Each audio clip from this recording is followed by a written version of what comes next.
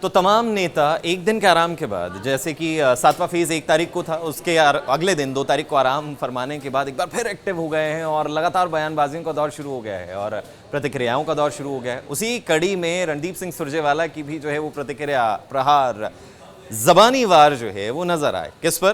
कांग्रेस नेता रणदीप सिंह सुरजेवाला ने भारतीय जनता पार्टी को एक बार फिर घेरा, एक बार फिर निशाने पर लिया। मुद्दे थे पेपर लीक, भर्तियां, ये तमाम मुद्दे थे जिसको लेकर उन्होंने कहा कि इन तमाम भर्तियों को लेकर सीएम सैनी को इस्तीफा दे देना चाहिए। उन्होंने इस्तीफे की मांग कर ली। चुनावी शोर में राजनीतिक दल युवाओं को भूल गए, ये आरोप लगाया रणदीप सिंह सुरजेवाला ने। क्या कुछ उन्होंने और कहा, आइए सुनते हैं। हरियाणा के युवाओं के भविष्य से जुड़ा विषय, चुनाव की इस गहमा गहमी के बीच हरियाणा के युवाओं को सब लोगों ने कहीं ना कहीं पीछे छोड़ दिया है। हरियाणा के युवाओं की व्यथा को, हरियाणा के नौजवान लड़के और लड़कियों, हमारे बच्चों की तकलीफ़ों को, उनकी बेबसी को, युवाओं की बदहाली को राजनीतिक दल कहीं ना कहीं चुनाव के शोरगुल में भूल गए हैं। इसलिए मैंने उचित समझा कि करण की इस नगरी, पवित्र नगरी करनाल के अंदर एक बार फिर हरियाणा के युवाओं की उस व्यथा को, कई बार हम यहाँ तक मार्च करके जिसके लिए आए, आज फिर उसे वहीं से उजागर किया जाए। भाजपा सरकार ने 20 लाख से अधिक हरियाणा के युवाओं की जिंदगी बर्बाद कर दी है और युवाओं के भविष्य की भ्रूण हत्या कर दी है। 5 साल से लाखों युवाओं को सीईटी के जंजाल में फंसा दिया और सीईटी अब कॉमन एक्सप्लॉयटेशन टेस्ट बन गई। युवाओं से छल, फरेब और धोखा, यही भाजपा का डीएनए बन गया है। कहना चाहूँगा क्योंकि हर रोज झूठ परोसने का काम करते हैं। रणदीप सुरजेवाला साहब को अपनी सरकार जिसके अंदर वो शामिल था, जिसके अंदर पर्ची भी चलती थी, जिसमें खर्ची भी चलती थी, जिसके अंदर जो नौकरी के पैमाने थे वो सारे तार तार कर दिए जाते थे, युवाओं के साथ एक बड़ा धोखा हो जाता था और कोर्ट जब ये प्रक्रिया को गलत करते थे तो उनको 5 साल के बाद, 10 साल के बाद बाहर का रास्ता दिखाने का काम करता था।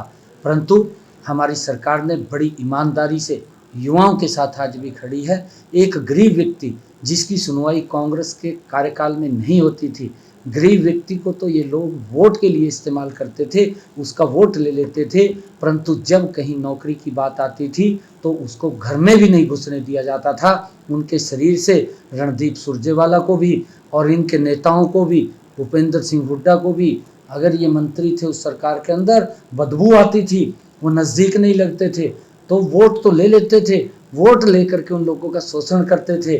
पहली बार है कि मनोहर लाल जी ने ऐसा सिस्टम बनाया कि उस गरीब व्यक्ति को, कि वो भी हरियाणा सरकार की नौकरी के अंदर आ सके, उसको आर्थिक आधार के ऊपर 5 नंबर देने का काम वो हमारी सरकार। तो तमाम नेता एक दिन के आराम के बाद, जैसे कि 7वां फेज 1 तारीख को था, उसके अगले दिन 2 तारीख को आराम फरमाने के बाद एक बार फिर एक्टिव हो गए हैं और लगातार बयानबाजियों का दौर शुरू हो गया है और प्रतिक्रियाओं का दौर शुरू हो गया है। उसी कड़ी में रणदीप सिंह सुरजेवाला की भी जो है वो प्रतिक्रिया, प्रहार, जबानी वार जो है वो नजर आए। किस पर?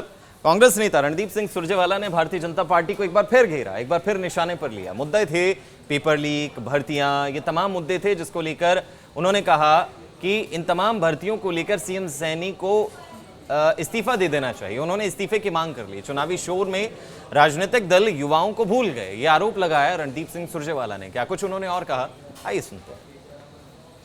हरियाणा के युवाओं के भविष्य से जुड़ा विषय, चुनाव की इस गहमा गहमी के बीच हरियाणा के युवाओं को सब लोगों ने कहीं ना कहीं पीछे छोड़ दिया है। हरियाणा के युवाओं की व्यथा को, हरियाणा के नौजवान लड़के और लड़कियों, हमारे बच्चों की तकलीफ़ों को, उनकी बेबसी को, युवाओं की बदहाली को राजनीतिक दल कहीं ना कहीं चुनाव के शोरगुल में भूल गए हैं।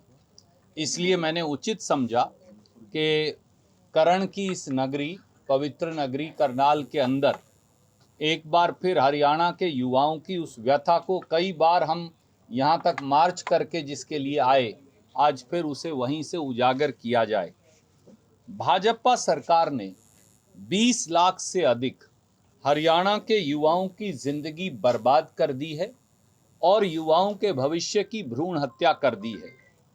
5 साल से लाखों युवाओं को सीईटी के जंजाल में फंसा दिया और सीईटी अब कॉमन एक्सप्लॉयटेशन टेस्ट बन गई। युवाओं से छल, फरेब और धोखा यही भाजपा का डीएनए बन गया है। कहना चाहूँगा क्योंकि हर रोज झूठ परोसने का काम करते हैं।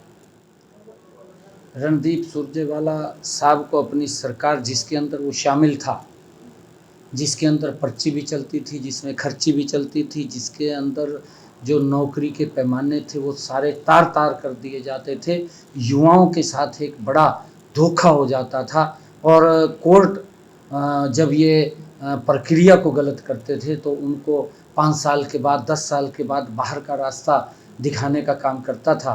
परंतु हमारी सरकार ने बड़ी ईमानदारी से युवाओं के साथ आज भी खड़ी है। एक गरीब व्यक्ति जिसकी सुनवाई कांग्रेस के कार्यकाल में नहीं होती थी, गरीब व्यक्ति को तो ये लोग वोट के लिए इस्तेमाल करते थे, उसका वोट ले लेते थे, परंतु जब कहीं नौकरी की बात आती थी तो उसको घर में भी नहीं घुसने दिया जाता था। उनके शरीर से रणदीप सुरजेवाला को भी और इनके नेताओं को भी, भूपेंद्र सिंह हुड्डा को भी, अगर ये मंत्री थे उस सरकार के अंदर, बदबू आती थी, वो नज़दीक नहीं लगते थे, तो वोट तो ले लेते थे, वोट लेकर के उन लोगों का शोषण करते थे। पहली बार है कि मनोहर लाल जी ने ऐसा सिस्टम बनाया कि उस गरीब व्यक्ति को कि वो भी हरियाणा सरकार की नौकरी के अंदर आ सके, उसको आर्थिक आधार के ऊपर 5 नंबर देने का काम वो हमारी सरकार